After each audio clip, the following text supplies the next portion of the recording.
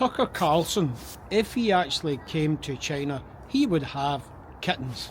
And I think that phrase kittens is a uniquely European, maybe a UK phrase, but I think the equivalent in America is he would have a cow or give birth to a cow or something. Because Tucker went to Russia, interviewed Vladimir Putin, whether you agree, disagree with the whole war thing. He did that, Tucker Carlson, an American media guy who now claims he's an independent media guy, but I'll come back to that in a second. Off he shot to Russia, came back with a whole narrative about how great Russia is, and more particularly he talked about the Russian metro system, and it's a fantastic, splendid, amazing, grand metro system. And I know that because I know people who have been there, and my girlfriend Lisa has actually been to Moscow and travelled on that metro, and she talks very highly of it. So Tucker was correct, but my challenge is when he came back he mentioned other cities in comparison to the mess that's over in America and some of the safety or lack of safety issues in American cities, and how dirty and unclean some of the cities are, and the metro lines are unsafe and so on. But he used a few other cities to reference what it's like in comparison to America versus these cities. And I think he mentioned something like Tokyo, which again is a fantastic city, very clean, very safe. He mentioned Dubai and Moscow, obviously, and I think maybe something else. And if you can't use your subway, for example, as many people are afraid to in New York City because it's too dangerous, you have to sort of wonder, like, isn't that the ultimate measure of leadership? To Singapore, to Tokyo, to Dubai and Abu Dhabi.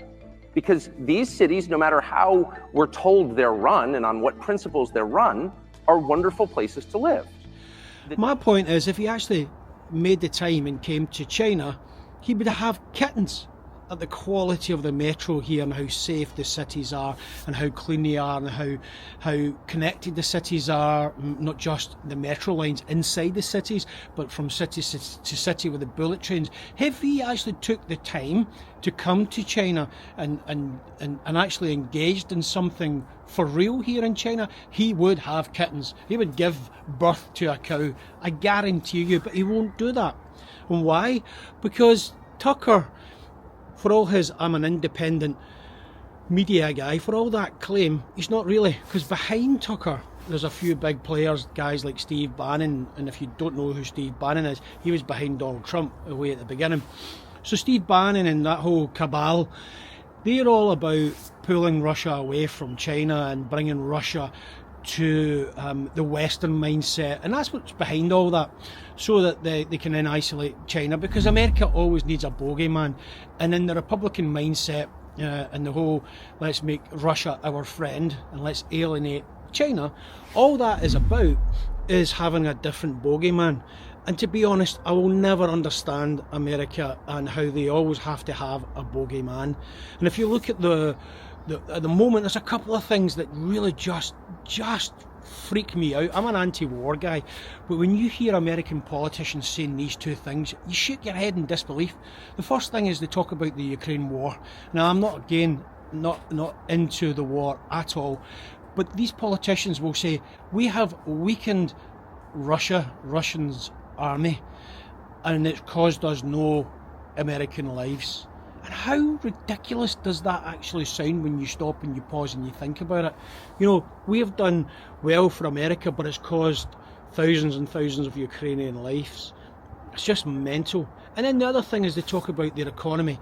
And I've heard them say our billions and billions that we are spending on fighting the numerous wars that we are fighting is good for our economy. So they're building their economy on the death and destruction of other nations. And I think personally the world is getting fed up with it, and I know I am. Again, I'm very anti-war. So that's something that's really been bothering me, and that's why I came down to the park for a little bit of a walk. I sometimes get caught up in my own head about how screwed up the world is, and it's screwed up.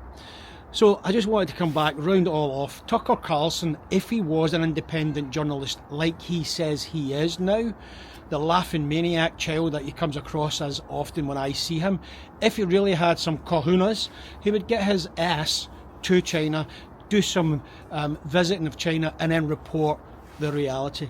But you and I both know, and anyone that knows China and knows the current geopolitical system that's in play at this moment in time we know he won't do that. Why?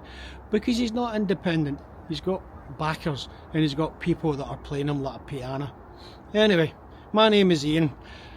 As always, look after yourself, look after your family, take care of your local community, take care of your parents, and as always, please remember, peace out. Peace is the way to go. Thank you. Catch you in the next video.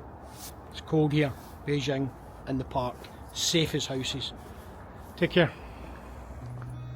I've seen a lot of change, been through a lot of pain. Some things are not the same as they were a year ago, but all will be okay. I move on each and every day. The past is where it stays, way back a year ago. I've changed for the better this time. I thought I would never be fine. I strive just to say I'm alright, and for the first time in a long time I'm alright.